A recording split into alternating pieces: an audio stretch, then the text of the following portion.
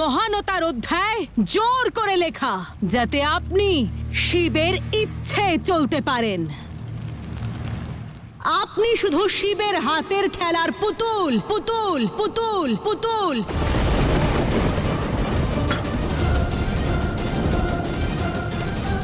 আপনার মোহ ত্যাগ করে বেরিয়ে আসুন আর সত্যিটা দেখুন। না দেবী, এই সব সত্য নয়।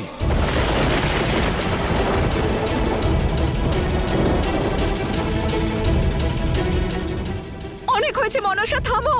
দেবী গঙ্গা, সিদ্ধান্ত আপনার, কিন্তু সিদ্ধান্ত নেওয়ার আগে ভেবে নিন যে আপনাকে এখানে পাঠিয়ে মহাদেব আপনার সাথে কত বড় ছলনা করেছেন। আপনাকে আমায় আটকাতে পাঠিয়েছে যাতে নিজের অধিকারকে অস্বীকার করা যায়। আর এটা করে উনি এটা সুনিশ্চিত করেছেন যে আপনিও ওনার কাছে আপনার অধিকার চাইবেন না।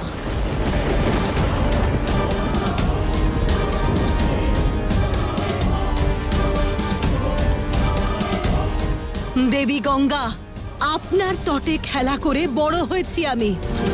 এক সম্পর্কের বন্ধনে আবদ্ধ আমরা, আর তাই যুদ্ধের হাত বাড়িয়ে দেব না।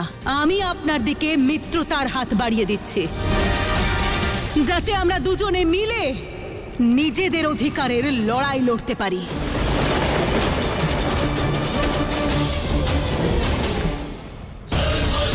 এবার সিদ্ধান্ত আপনার দেবী গঙ্গা।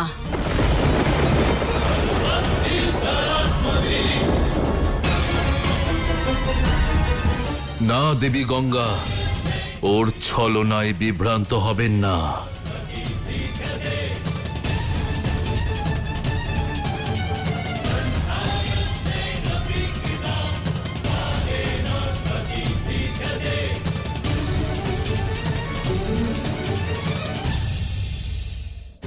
দেবী গঙ্গা, মনসার যুক্তি আপনার সঠিক মনে হলে রাজি হয়ে যান, ধরুন ওর হাত। দেবী গঙ্গা, আমরা আপনাকে অসুরদের লক্ষ্য পূরণের মাধ্যম করতে চাই না। আমরা তো আপনার পরিস্থিতি জানতে চাই। আমরা শুনেছি আপনিও দেবী মনসার মতো অভাগিনী। মনসা ওর পিতাকে পায়নি, আর আপনি আপনার প্রেম।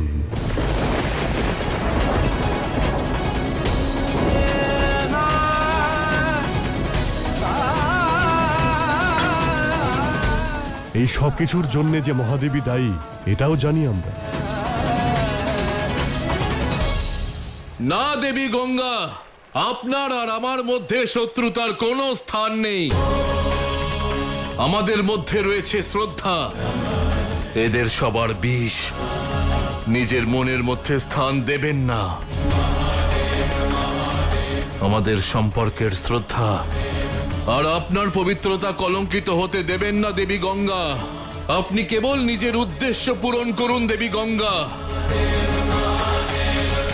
দেবী গঙ্গা, দয়া করে ওদের কথা শুনে সংসারের মহাদেবকে নিজের শত্রু বানাবেন না।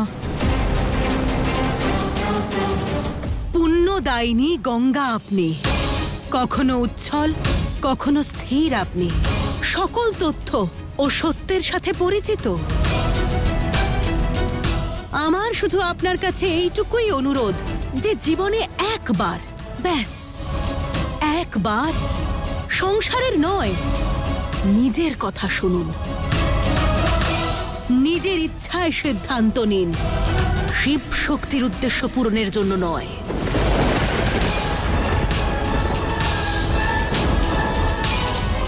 সিদ্ধান্ত নেবার সময় হয়ে গেছে দেবী। বলুন, কি সিদ্ধান্ত নিলেন আপনি? আমার ঈর্ষার এই আগুন আপনি নেভাবেন, নাকি নিজের প্রতিশোধের আগুন প্রজ্বলিত করবেন?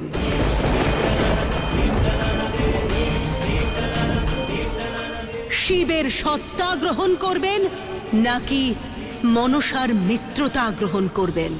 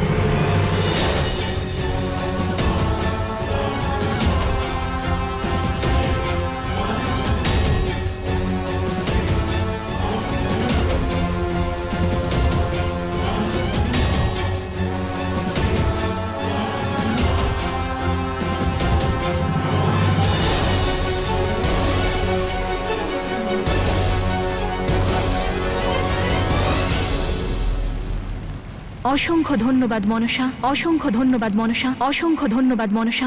না দেবী,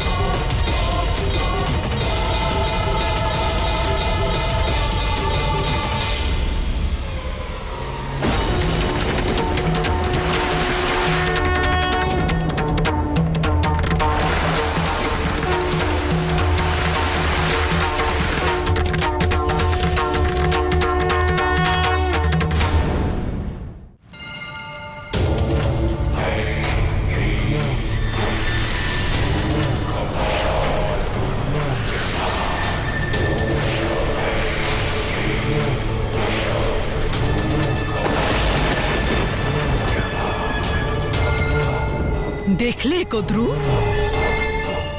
আজ তোমার ভাবনা হেরে গেল আর আমার জিতে গেল। শিশুকাল থেকে তোমার সান্নিধ্যে বড় হয়েছে না মনসা? আজ অসুর হয়ে গেল, অসুর হয়ে গেল, অসুর হয়ে গেল।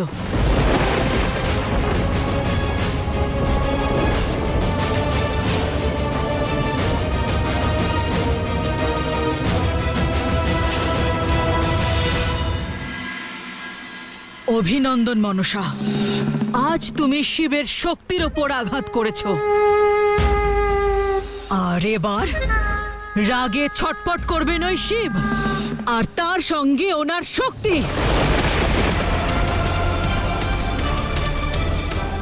আর তার পাশাপাশি অস্থির হয়ে উঠবে এই সংসার, যখন মুখোমুখি হবে গঙ্গা আর পার্বতী মহাদেবকে পাওয়ার জন্য।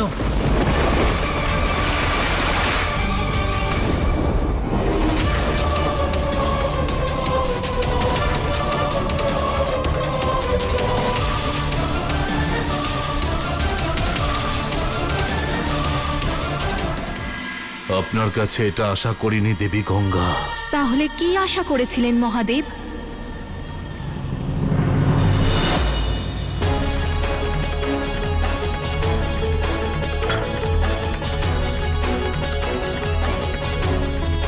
এটাই যে আপনি মনসার ক্রোধের অগ্নিকে শান্ত করবেন, ওর মনের মধ্যে ওঠা প্রতিশোধের জোয়ারকে শান্ত করবেন। কিন্তু আপনি নিজেই বিদ্বেষ আর ক্রোধপূর্ণ হয়ে ফিরে এলেন। আপনি এটা দেখুন মহাদেব, এই নদীর চঞ্চল ধারাকে দেখুন। সে না কোনো প্রশ্ন করে আর না কোনো প্রতিশোধ নেয়। প্রত্যেক অন্যায়ের শাস্তি, প্রতিটি স্বার্থের শাস্তি চুপচাপ ভোগ করে। না দেবী গঙ্গা, আপনি যেটা বলছেন সেটা উচিত নয়। আপনার মনের এই ভাব সত্য নয়। না মহাদেব, এতদিন পরে আজ সঠিক বুঝেছি আমি। ব্রহ্মদেবের কমণ্ডলুতে বন্দী আমি, আপনার জটায় আবদ্ধ আমি। ভূলোকে প্রবাহিত হলাম আমি, আর আপনার সঙ্গ সুখ পেল পার্বতী, পার্বতী, পার্বতী।